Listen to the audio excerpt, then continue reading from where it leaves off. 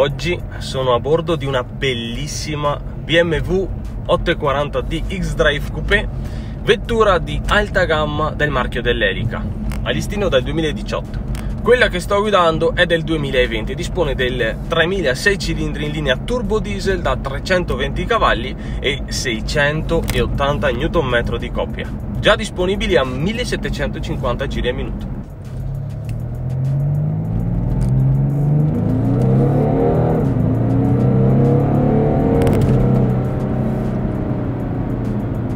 Copre lo 0 a 100 in 4 secondi e 9 con una velocità massima autolimitata a 250 km/h.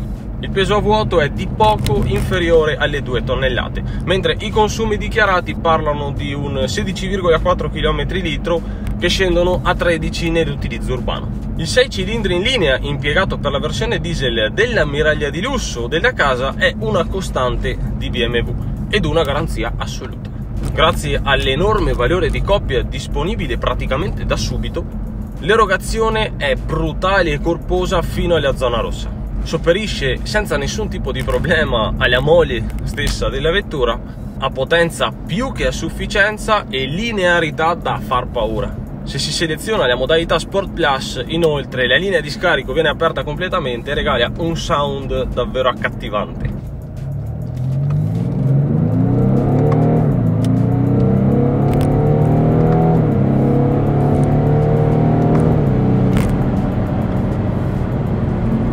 Il quadro strumenti proiettato sul parabrezza non è una cattiva idea, perché trovarsi fuori codice in quanto a velocità è veramente un attimo, non dà un minimo di sensazione di velocità, va su dritta come un razzo e non batte ciglio, è veramente fantastica. È uno tra i diesel con il sound più cupo che ho avuto modo di provare fino ad oggi, davvero coinvolgente, anche sentite a basse velocità. Questo propulsore è ottimo se la si utilizza come auto di rappresentanza. Comunque la gamma è ampia e qualora si volesse qualcosa in più si può optare per la 850i, equipaggiata col 4004 V8 da 530 cavalli fino alla M8, disponibile sempre col V8 sotto il cofano, con 600 cavalli per la standard e 625 per la competition. Il cambio che trovo qui è uno dei miei preferiti, lo splendido automatico sequenziale autorapporti prodotto dalla tedesca ZF. È preciso, è rapido, credo sia una delle trasmissioni che più si avvicina a quelle equipaggiate sulle supercar per velocità e qualità. Me ne sono innamorato tempo fa, è uno dei più coinvolgenti nonostante appunto non sia un manuale. Presente anche la trazione integrale permanente X-Drive con LSD, il differenziale a slittamento limitato, è apprezzabile soprattutto in curva con un mantenimento della traiettoria impressionante indipendentemente da quanto si agisce sul gas, complici anche le 4 ruote sterzanti che buttano letteralmente il posteriore dentro alla curva. Boia!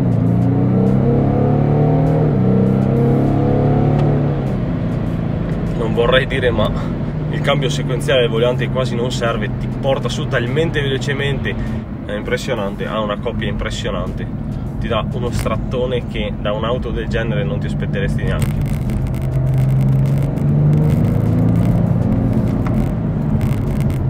Boia can.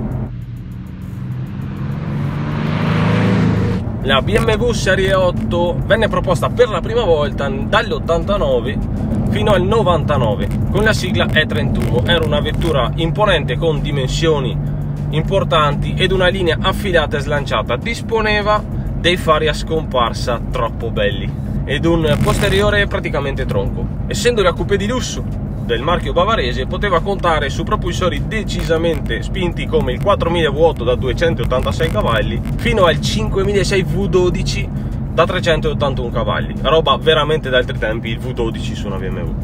Fu costruito anche un prototipo nel lontano 92 tenuto nascosto fino al 2010, quello che doveva essere in teoria l'M8, sempre col V12, portato però a 6 litri e a 640 cavalli, cambio 6 rapporti manuali, carreggiate allargate, insomma un mostro.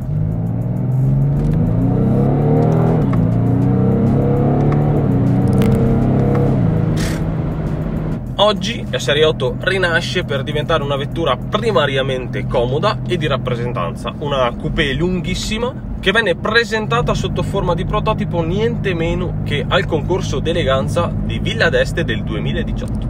Il design è uno dei suoi punti di forza, non capita tutti i giorni di vedere una coupé lunga 4,84 m. Fedeli alla prima generazione, BMW l'ha praticamente modellata sui volumi della E31. Il cofano motore così lungo le dona un profilo slanciato che solitamente si incontra su ben altri segmenti. Nel frontale troviamo i due reni di dimensione ancora umane prima che diventassero osceni, mi permetto di dire, sulle attuali Serie 4. Non ci sono ovviamente i fari a scomparsa, dettaglio troppo retro per metterlo qui. Sono infatti presenti gli affusolati laser LED che occupano davvero poco spazio sul frontale. Vista di profilo ha una silhouette esemplare, complice anche il tetto relativamente abbassato. Arriviamo al posteriore, sezione dell'auto molto criticata per essere troppo muscolosa e poco in linea con l'andamento generale del design. A me piace molto, trovo sia una sorta di versione pompata delle bellissime linee viste sulla Serie 4 E32. A me piace.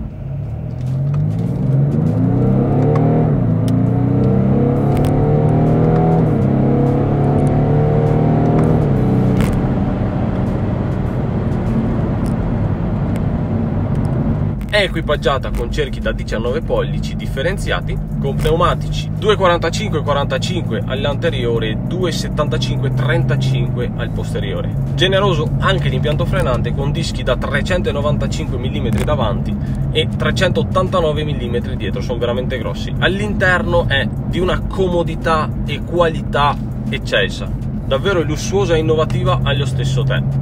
La strumentazione è disponibile su un cockpit display poco lontano da un altro display centrale, più grande da 12,3 pollici, che domina la parte rialzata della plancia. Lo spazio davanti è ovviamente ottimo, le sedute sono un sogno, fantastiche sui lunghi tragitti. Dietro invece ovviamente lo spazio è poco, sufficiente per dei bambini e non per degli adulti.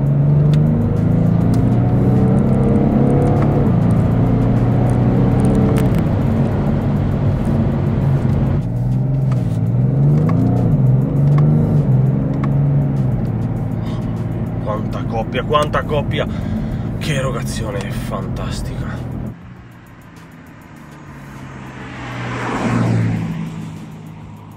Con un prezzo base a partire da 100.000 euro, facilmente incrementabile grazie ai tanti optional selezionabili, la BMW Serie 8 è la lussuosa coupé che ci si aspetta. Imponente, affilata, oltremodo comoda, potente il giusto e soprattutto è bella da guidare. Sterzo di una precisione imbarazzante. Sentite che sound. Tanta roba. Gli sport ha un comportamento molto più acceso, mi piace un sacco. Dispone di un'intelligenza globale dalla meccanica all'infotainment che lascia a bocca aperta. Un tale livello solitamente si incontra su brand ben più impegnativi in fase d'acquisto. Offre un pacchetto base più che discreto, con elementi di qualità come il BMW Live Cockpit o i sedili elettrici che su altri marchi, a parità di segmento e prezzo, sono sempre optional. È semplicemente un modello azzeccato su tutta la linea. Qualora le tre porte potessero essere un ostacolo, e da amante di questa tipologia di auto vi prego di ripensarci, è disponibile anche in versione Gran Coupé. Ovviamente aumenta spazio e comfort a discapito del design, viste le due porte in più. Dovessi prenderla io, andrei per la terza opzione, Serie 8 Cabrio, linea da coupé, niente tetto, medesimo spazio della tre porte chiusa, semplicemente perfetta.